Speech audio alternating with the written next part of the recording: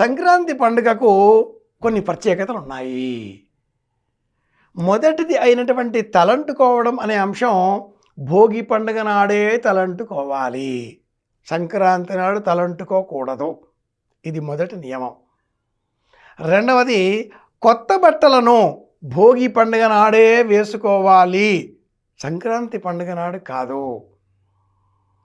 3, పండక్కి ఇంటికి వచ్చిన బంధువులు, అల్లుడు లేదా ఆత్మీయులు పండగకి సంబంధించిన 3వ రోజు కనుమ నాడు ప్రయాణం చేయకూడదు.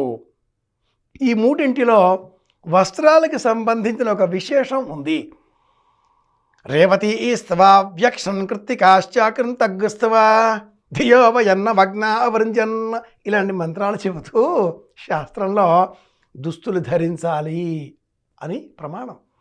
వస్త్రేణ వపుషా వాచ విద్యయా వినయేన